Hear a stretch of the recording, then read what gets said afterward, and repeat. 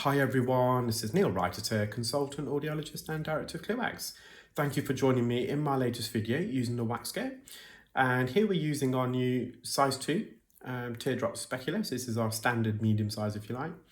This patient attended with fully occluding, dense, dark, sticky wax, wet wax in both ears. This is the right side. I've just had to install some medical grade olive oil spray very early on just to help to coagulate this, just to bind it together. We're seeing a lot of this at the moment because of the increased temperatures in the UK.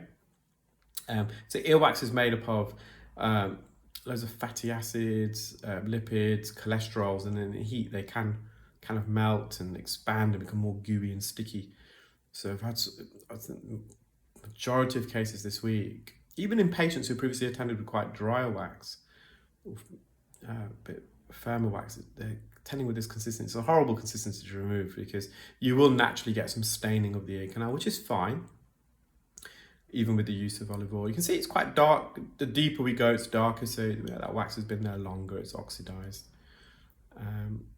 Now, with this type of wax, just going to be, you just don't want to submerge and apply too much pressure with the suction tip because it will just block the suction tip and you'll just indent against the surface. So just want to kiss the surface and use olive oil drops where it's not contraindicated. So obviously if this patient's got a ventilation tube, i.e. grommet or perforation, for example, or active infection, you want to avoid drops, obviously. But this patient's got no history of that. So that plug came away nicely. This is a bit deeper. It's just the colour change. It's just getting darker and darker as we're getting deeper in the ear. And I think their left side, it was even more kind of mushier, if you like. Now, fortunately, the oil really helped to coagulate this, so it came out a nice plug. And there is a bit of staining around the edge. I'm just going to mop some of that up, but the eardrum's nice and healthy. They can hear very well. So because we're working close to the canal, we've got to be careful. And because it is a soft consistency of wax, you just can't really remove all of it. In fact, you can smother it. And when you're working close to the canal, you're risking lacerating the ear canal. So you just want to hover over. If it comes away, brilliant. If not, it's not a problem. So with this consistency, it's just too wet and loose. You're just gonna, I would have got some wax out, of course, but it would spread a lot of it, like butter on a slice of toast. So we want to avoid that. So suction is definitely the best method to remove this type of wax. And of course, an ear hook will, well, it's just going to dissect through it, and forceps, it's just the wax is just too wet. So it's going to have a final look at the eardrum. A bit of a narrow entrance. It's going to get the eardrum in focus. All looks good. And we're going to move on to this, the left side. So I've just put the oil in straight away, I think. So in both ears, the wax is extending from the entrance all the way to the eardrum. You can just see how wet and obviously we put some drops in, even prior to that, it was just really wet, loose. Ideally, the best consistency of wax is, for me, a bit firmer, even harder wax where you can use a hook or a correct, or even forceps, even suction, and kind of get it out in a big piece. It's quicker. And you don't have to use drops quite often with that as well. So here I'm going to use drops on several occasions. So to the right, we're just going to be careful, we're not going to graze the posterior canal wall.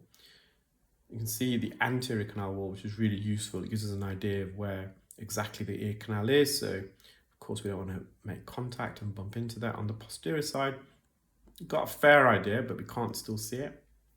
So I'm just allowing the suction to do the job there. So I'm hovering it on the surface of the wax and just letting it, here I am trying to lift it up a little bit because there's a bit of skin in front of you. You can see where the suction tip is now. And then hopefully just lift it up a little bit. I'm pretty sure I'm going to use a bit more drops. Now I can see some of the posterior canal wall there as well, which is useful information for me. It's like the superior wax, so the northern hemisphere is darker than the southern hemisphere here. Just block the tube. I'm pretty sure I'm going to use some drops. I'm surprised at this point, because the worry is if I continued with that and I'm trying to suction and it's not vacuuming, I'm just pushing this wax a bit deep and I'm smothering it against the eardrum, which we don't want. So It was very evident at that particular point, and I'm going to use some more drops. You can just see how brilliantly the drops work. Just brings it all out together. Just trying to wriggle it through the entrance. And I'm just going to do a bit of mopping up now. So yeah, it looks huge on the screen, but it's right near the entrance. You can see the edge from the distance already. And there's a bit of wax around the periphery, a bit of oil. So just going to mop that up. Just see how wet and loose it is. So we're on the cartilaginous portion here. So we can apply a bit of pressure. We can actually make contact with the canal wall. But again, you don't want to be gung-ho. And that's because cartilage, of course, is more rigid than the bony part of the ear canal, which is the inner 2/3.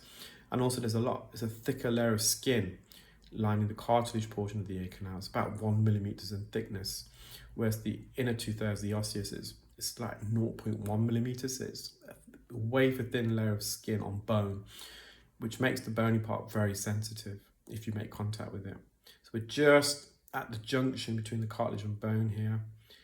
It's just a bit of wet wax here, so we'll just, and because the hairs are there, the wax kind of coats against the hairs, so it's a bit more tricky to kind of vacuum and clean. But I'm pretty happy with that. We're gonna have a good final look at the patient's eardrum. I'm gonna get that in focus a bit there. Do I get that? I think I do. Just hover over it as much as I can. Bit of sticky skin.